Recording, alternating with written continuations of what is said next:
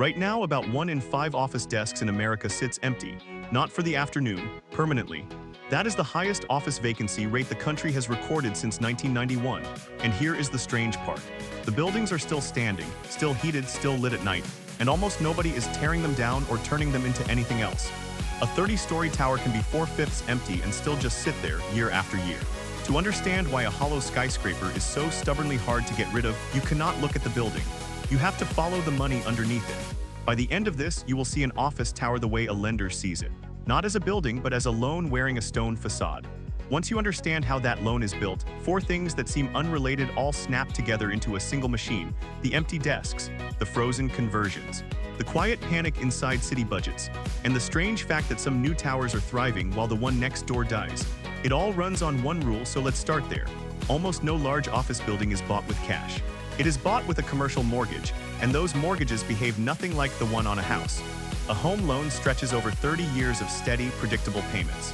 A commercial office loan usually runs just 5 or 10 years, and for most of that time the owner pays only the interest, not the principal. Then when the term ends, the entire original amount comes due in one lump. The owner is never really expected to pay that off. They are expected to refinance, to take out a fresh loan that repays the old one, and to keep rolling the debt forward every several years. This works beautifully, but only while 2 things stay true. The building has to stay mostly full, and it has to hold its value. For decades, both were treated as certainties. A huge wave of these loans was signed in the 2010s and early 2020s, when money was cheap and downtown offices looked like the safest bet in real estate. Then remote work arrived and broke both assumptions at the same time. When a company shrinks its office or walks away from a lease, the building does not lose value gently. It loses a lot and fast because of how an office is priced. A commercial building is worth whatever rent it can collect, valued as a multiple of that yearly income. So the logic runs in a chain. Fewer tenants means lower rent means less income. And less income, run through that multiple, means a sharply lower price. A modest drop in occupancy can erase an enormous slice of a building's value. Nationally, office values have already fallen by roughly a quarter since the shift began, and many individual towers have done far, far worse. One building backing a loan only 2 years old was recently reappraised at 84% below its original value. That is not a market dip. That is near total destruction of the thing the loan was resting on. And the pain is wildly uneven from city to city. Miami has held up with vacancy around 12%, but Seattle has climbed past 25%, a quarter of all its office space sitting empty, and Austin, Houston, and Dallas have all pushed above 20% as well. By early this year, more than $60 billion of office property was formally classified as distressed, up from around $54 billion a year earlier. And distress is not the same as a quiet slowdown. It means the loan has been handed to a special servicer, or the owner has stopped paying, or the building is heading toward a forced sale. These are not struggling shops on a high street.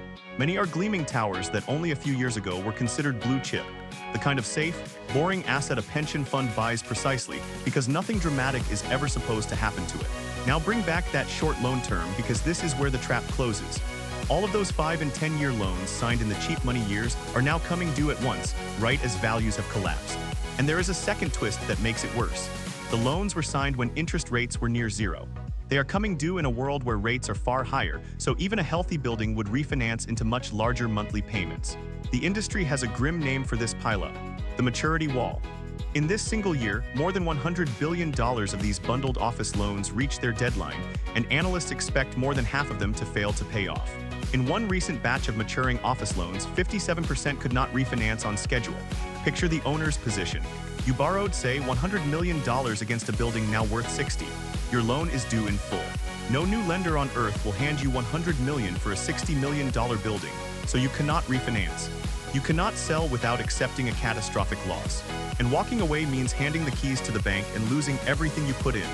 So many owners simply fall behind on payments instead, buying time while they hope for a rescue, and the delinquency numbers climb. Earlier this year, the share of these bundled office loans behind on payments hit an all-time high above 12%, higher than it ever reached during the 2008 financial crisis. Here is where nearly everyone arrives at the same tidy conclusion.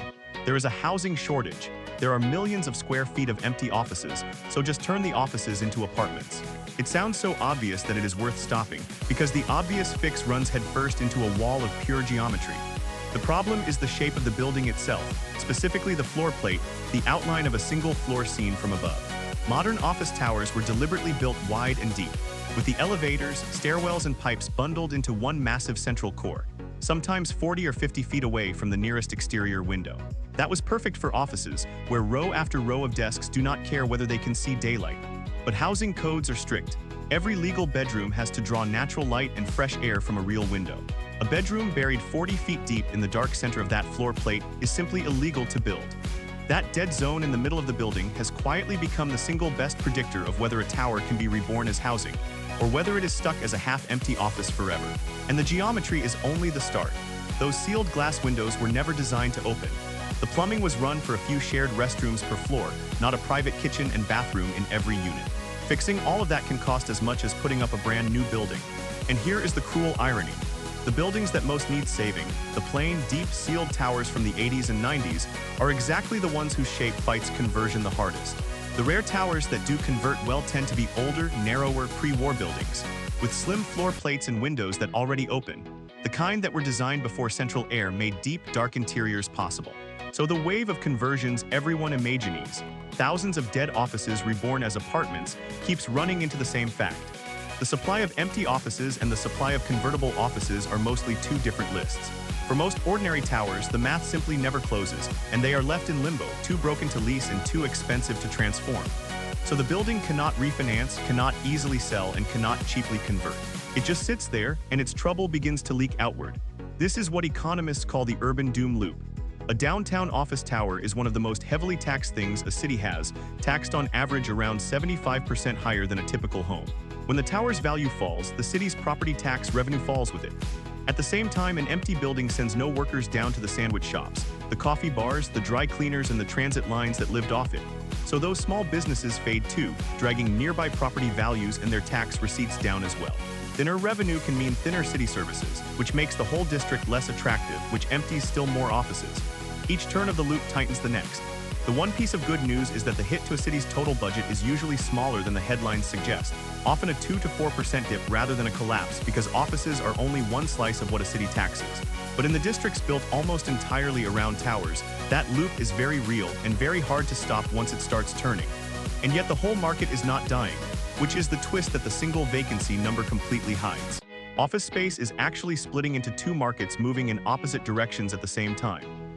Brand new trophy towers, the ones with the floor-to-ceiling glass, the clean air systems, the gyms, the terraces, and the light, are competing hard for tenants, and in some cities cannot be built fast enough. Because the companies that do ask people to come back want a place genuinely worth the commute.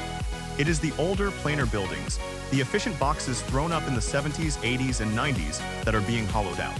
They are too dated to attract tenants, and too awkwardly shaped to convert into anything else. So the one national vacancy figure everyone quotes is really an average of a boom and a bust happening in the very same skyline.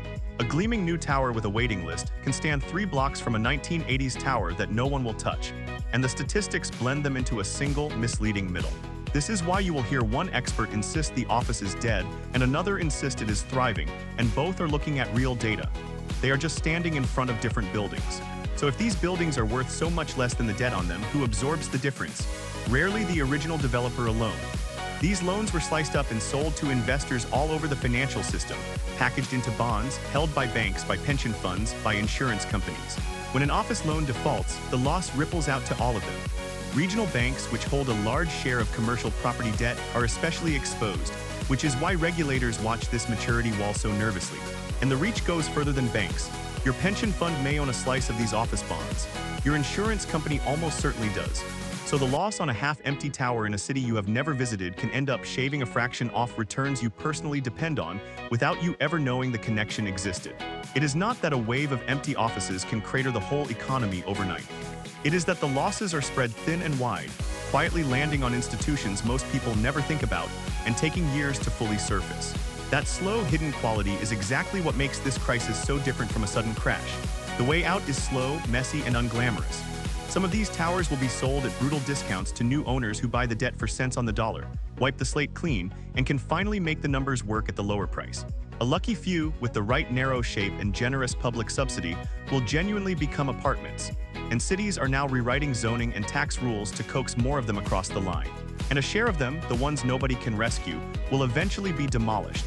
An idea that still sounds absurd for a 30-story building whose concrete and steel are physically fine. Cities are even beginning to treat some downtowns as blank slates again, imagining parks, labs, or housing where a wall of offices used to stand. All of it is slow, because untangling the ownership, the debt, and the leases on a single troubled tower can itself take years. But what is really being written off in that long, grinding process is not the structure. It is an assumption.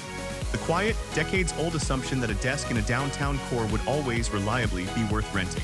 So the next time you pass a dark office tower and wonder why nobody just fills it, or flips it, or knocks it down, remember what you are actually looking at. Not simply an empty building, but a short-term loan that no longer adds up, wrapped in a shape that quietly resists almost every second life we might try to give it. The desks emptied out in a couple of years. Unwinding everything that was built on top of them is going to take most of a decade.